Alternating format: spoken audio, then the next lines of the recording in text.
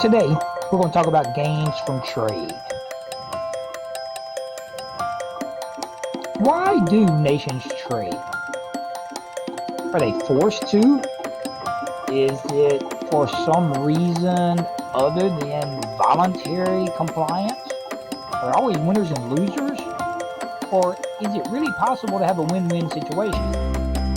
Would we be better off not trading, just producing everything ourselves? Economics can help us answer those questions. Here's an example. We're going to take two countries, the US and China. Two goods, computers and wheat.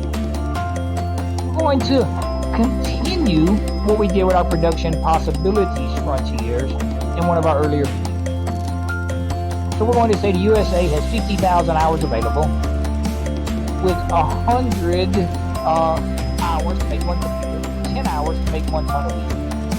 They can choose a number of possibilities and a number of combinations of those goods.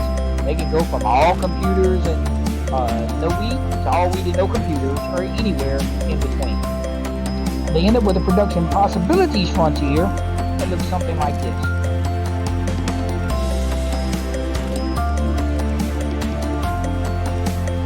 China also wants some of both goods and has resources to use, but their rates of production are different. They have 30,000 hours. To make one computer takes 125 hours, and to make 1 ton of wheat takes 25 hours.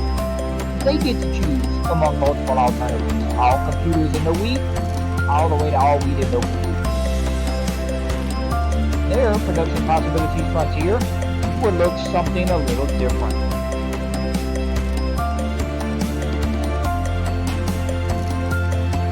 With no trade, and with each country having to make some of both goods, global output would be something like this. Maybe both just split their hours. The US could have 250 computers and 2,500 tons of wheat. China could have 120 computers and 60 tons of wheat. But what if they specialize? What if the US specialized more in wheat and China specialized more in computers? And what if they traded? Wait a minute, the US consumption goes up, and so does China. Both countries can gain trade. The US gained 35 computers and 50 tons of wheat, and China gained 10 computers and 100 tons of wheat. So where do these gains come from? How do nations know what goods to specialize in?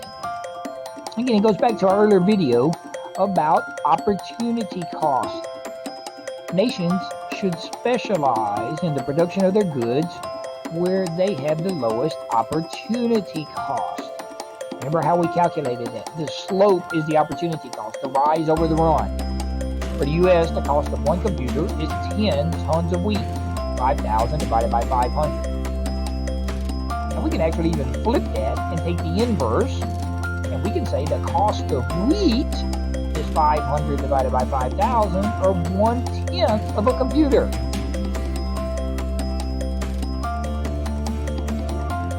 China, again, we'll calculate the slope. 1,200 divided by 240 is 5. The cost of one computer is 5 tons of wheat for China. And then the cost of wheat is 240 divided by 1,200, which means 1 ton of wheat costs 1/5 of a computer.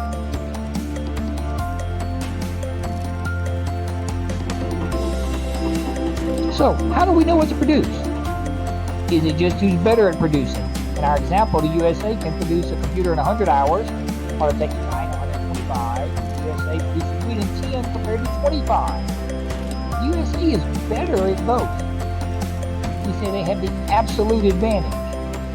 But that can't be the reason for trade then. No gains would occur if we had to always be better. But we go back to the opportunity cost. It depends on what you're giving up in order to produce. The nation with the lowest opportunity cost has a comparative advantage. China has a comparative advantage in computers, 5 to 10, while the US has a comparative advantage in wheat. 1/10 is less 1/5 of a computer.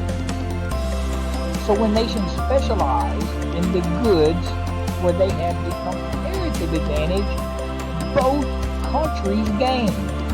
The US should do wheat, China should do computers, and global output increases.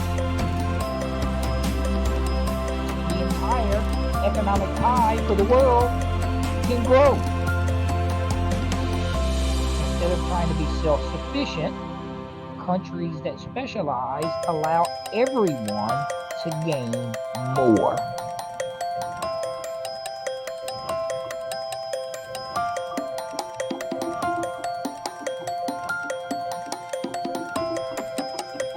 Remember our production possibilities frontier. Any point along the line is possible when we're trying to do everything ourselves.